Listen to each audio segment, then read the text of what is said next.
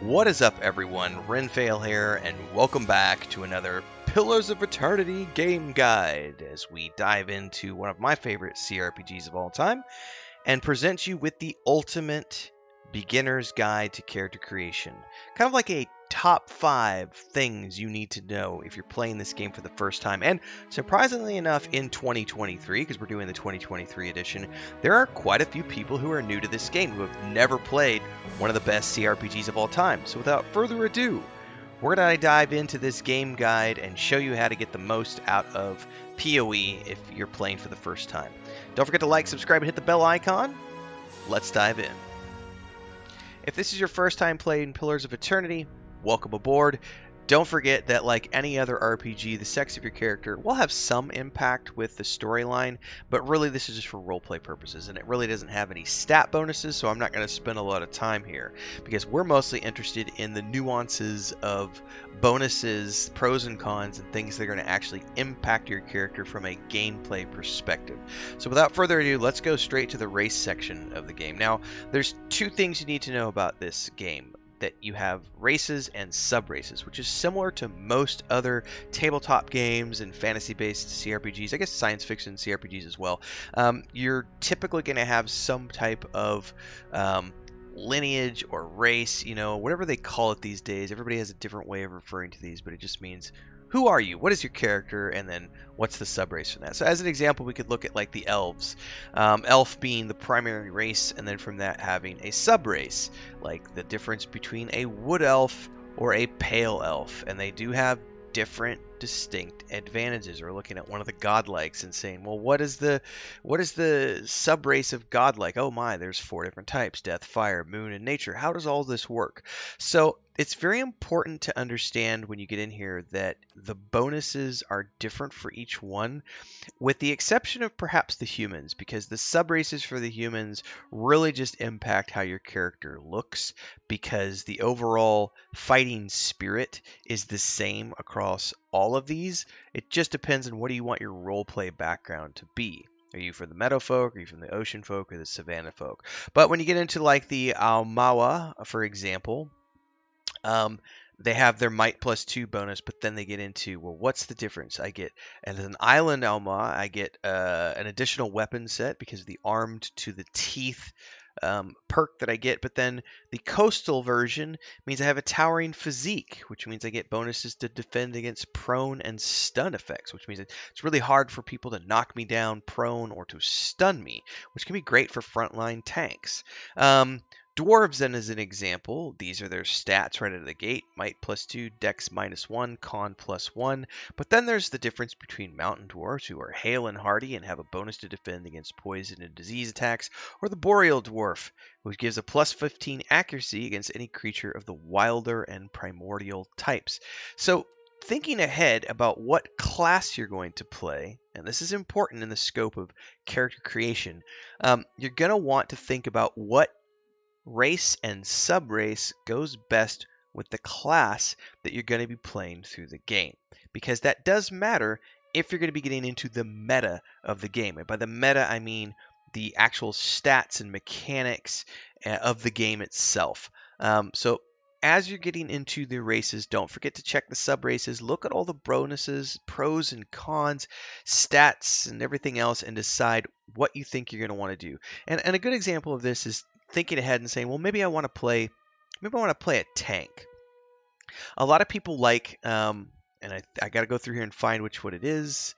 Let me find it so that I can make sure I'm not speaking out of my hoo-ha.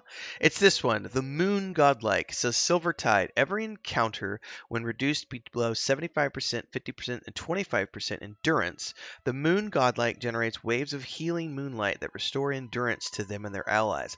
So a lot of people will set up their main tank or even an off tank to be one of the Moon Godlikes, because as you're taking damage, and one of the things about the tank in this game is that you can spec your tank in such a way that they have higher levels of engagement, which means they have more and more mobs that are focused on attacking them. So in the beginning, you might be able to focus on engaging 3 mobs, and then later on it's 5 and 6 and so on and so forth. So having a tank with high engagement ratings, bringing all that attention onto themselves, and then every encounter spiking this healing proc. It's a cool thing to have, and it's something to keep in the back of your mind if you're worried about the meta of the game and getting the most out of the race and subrace components. Of course, not all of these matter to everyone because some people just want to roleplay what they want to roleplay, but it's just something to think about in terms of, this is the ultimate beginner's guide to character creation. All right, next up is class selection, and one of the most important components of your class selection is to read everything. Read it all. I'm going to see if I point in the right direction. Is that the right direction? It is the right direction. Look at the stat block. Look at the information block over here on the right-hand side. So we're looking at the fighter right off the bat. And a lot of people are going to skip past this because they're going to look at this and say, well, it's just the detail, it's just the information about the class. Oh, no, my friends. It is way more than that. Not only does it have information on the class and the starting abilities, but also what are the bonuses you get to various profession perks like athletics, lore, and survival, but also things like endurance, health, and accuracy, and what are the amounts that you get for these. If you don't understand the stats of this game and the mechanics of the game, this is where you can come in here during character creation and hover over these elements to get a better understanding of what these things mean, because the meta of this game is way beyond anything you might have, especially if you're coming from like 5th edition Dungeons and Dragons as an example. Pillars of Eternity built its own system from scratch. So it's not like any other RPG you've ever played. It's not like any other tabletop you've played. It kind of is in the sense that, it's a game that has fantasy races and stats, right? And it's a CRPG, top-down CRPG, so I kind of understand that. It uses dice to hit value and stuff. But it goes way beyond that because there are all these things like recovery and endurance and health and accuracy and deflection and all these other things. Understanding what all of these things do is key to creating the best build for your character, because all of these have different stats and different things that affect them, and different pros and cons, and different values. So go through these and read these. Spend a lot of time. So here's a good example of looking at the rogue. The rogue says the starting ability is sneak attack. Applies bonus damage to the rogue's ranged and melee weapon attacks when the target has any of the following afflictions. Well, what's an affliction? Well, there's a variety of afflictions like blinded, flanked, hobbled, paralyzed, petrified, prone, stuck, stunned, or weakened. And if you hover over these, it tells you which each one of these things are. It also tells you what afflictions are. Explicitly bundled sets of stat effects that can be applied to, suspended, or fully removed from a character. There's a ton of information to be had in these information blocks, but you have to take the time to read through them. I will also say that this may not apply if you're going to be playing the game on easy mode, because none of these things really matter if you're playing the game on easy mode. But if you're going to be playing the game on normal mode or beyond in terms of difficulty, these things matter. And the things that your character can do and the stats that your character have are hugely, hugely important to getting the best out of your build. Hey everyone, Renfail here with the commercial part of the video where I say, hey, if you like this, don't forget to like, subscribe, and hit that bell icon so you never miss an update. And thanks to all of our supporters here on YouTube and over on Patreon, our highest members, our guild champions, Crazy's Relative, Remy D here on YouTube. And don't forget, if you want to support, it's really easy. You can do the memberships below, the Adventurers Guild, 3 different tiers.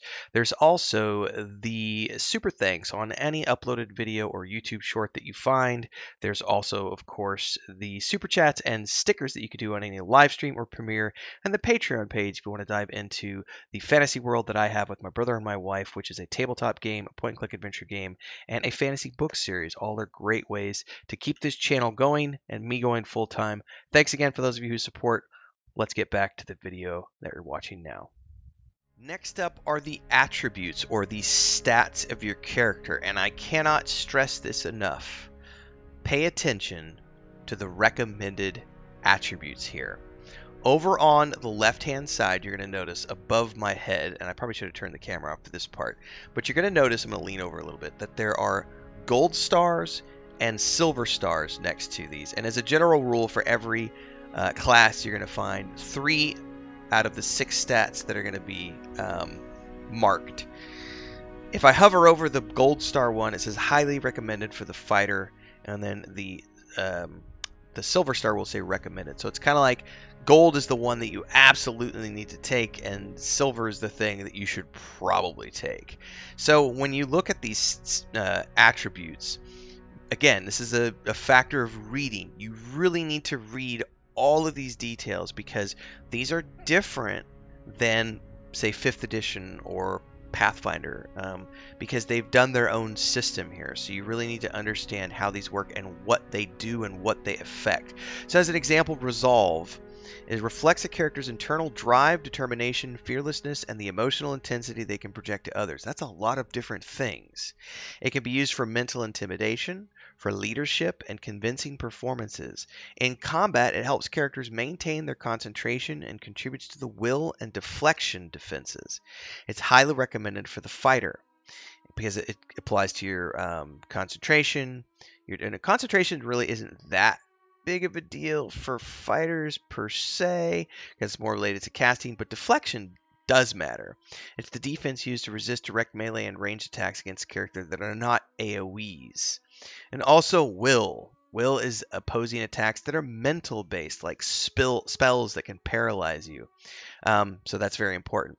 However, the number one most important for any tank is going to be Constitution, because your tank, your frontline tank, as an example, needs to have the highest Constitution possible to have the most hit points as possible.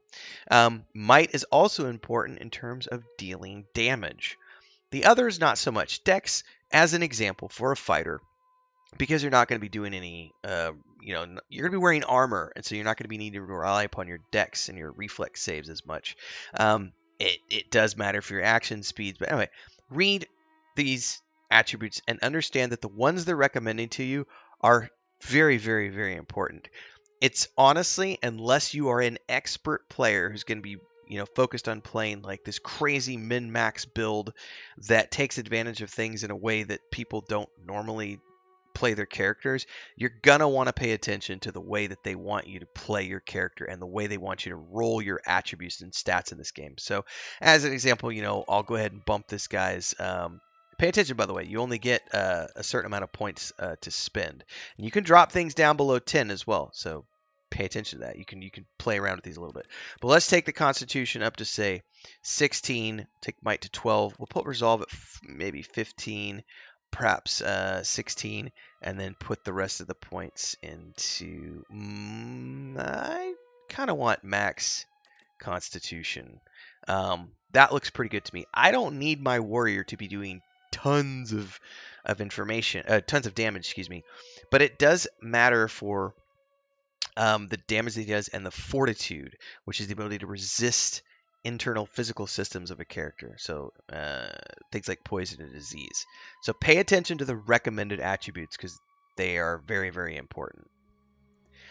Here's the next most important part of character creation before we even get into the culture and things of that nature. Unlike many other RPGs, where as you level up, your stats, your attributes in this case, you get to apply additional points into those as you level up. In many systems, like every 3 or 4 levels, you get to add more points to your attributes as your character progresses. That does not happen in Pillars of Eternity. What you have when you finish character creation is what you get. That is it. So you're going to be playing through the game with whatever stats that you have at character creation. That's very, very, very important to understand. So when you're talking about the overall genesis of your character, going from the race, the subrace, the class, the attributes, the culture and lore of your character, all of these things have pros and cons, stat bonuses and attribute bonuses that can impact the ultimate design of your character at the end of the day in terms of your actual attributes or stats. So make sure you pay attention to everything throughout character creation, because once you're finished here, that's it. You are done.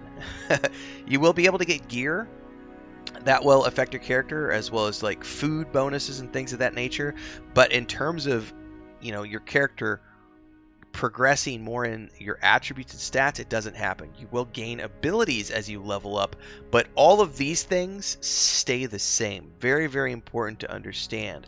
So when you're getting into the next part of this character creation component, which is the culture, make sure that you pay attention to the fact that your stats are what they are, and they're never, ever, ever going to change. Keeping that in mind, the next part of this is the culture section of character creation, and it's here where you get to change where do you hail from, in terms of where did you where did you come up, what's your background, what's your culture, and the culture, if you read through here, each one has a role play component to it, but it also has a stat bonus.